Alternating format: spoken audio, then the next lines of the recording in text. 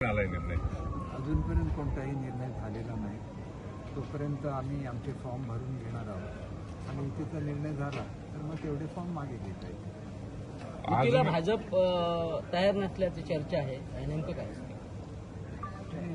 तसा अधिकृत निरोप आलेला नाही. जोपर्यंत अधिकृत निरोप आला नाही तोपर्यंत आपण पॉझिटिव्ह राहिलं पाहिजे.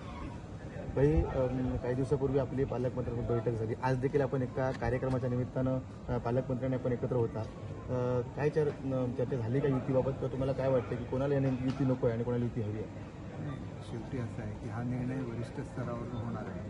वरिष्ठ स्तरावरून एकदा निरोप आल्यानंतर या संदर्भातली बोलणी होतील आणि त्याला तर फार थोडा कालावधी शिल्लक आहे.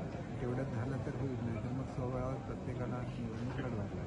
साहेब, जे युतीचे फॉर्म्युले जे येत आहेत ना, ते मालवणसाठी 16/4चा किंवा सावंतवाडीसाठी 12/8चा येतोय आणि ते जे फॉर्म्युले आहेत ते कुठेतरी शिंदे सेनेला मान्य नाही असं सांगितलं जाते. नाही बघा, अजून काही चर्चाच झालेली नाही. त्यामुळे फॉर्म्युला मान्य अमान्यचा प्रश्न उद्भवत नाही. नगराध्यक्ष आणि 10-10 सीट असाच एक सन्मानजनक फॉर्म्युला असतो आणि तो प्रत्येक ठिकाणी वापरला जाईल अशी अपेक्षा आहे. कणकवलीचा त्याला असाच अपवाद आहे, परंतु अशा पद्धतीने केलं तरच सन्मानजनक युती होऊ शकते आणि त्याच्यामध्ये मला असं वाटतं की अशी काही चर्चा झाली नसल्यामुळे कुठला फॉर्म्युला सांगितला, कुठला नाकारला असा प्रश्न होतो. आज अर्ज दाखल करणार होता. आमचा अर्ज आम्ही उद्या दाखल करतो. युतीची शक्यता आता आहे की मावळलेली आहे? असली किंवा नसली तरी निवडणूक तर लढवायलाच लागेल. त्याच्यामुळे युती असली तरी निवडणूक लढवायला लागेल, युती नसली तरी निवडणूक लढवायला लागेल. स्वबळावर निवडणूक होईल. बाई, काय नाही, चांगल्या वातावरणामध्ये निवडणुका पार पाडाव्यात. थोड्या दिवसाच्या निवडणुका असतात, त्याच्यामध्ये चांगलं वातावरण राहावं, एकमेकाशी चांगले संबंध राहावे एवढीच. बाई, मालवणमध्ये एक पत्रकार परिषद झाली भाजपच्या नेत्याची आणि त्यांनी म्हटलं की शिंदे सेनेचं अस्तित्व मालवणमध्ये शून्य आहे. अशा तऱ्हेचं वक्तव्य करणं चुकीचं असतं, कारण तिथले आमदारच मुळात शिवसेनेचे आहेत.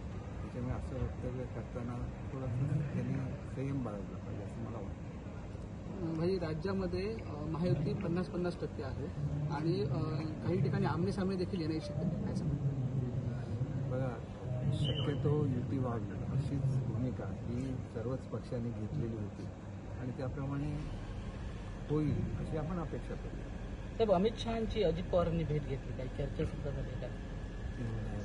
मला स्वतःला काही अजित पवार सध्या जमीन घोटाळा या प्रकरणी जमाले यांनी कारकीर्द केले त्यांना आणि त्यांनी म्हटलं सत्सविधी ठेवून त्यांनी राजीनामा द्यावा अशी मागणी करतात.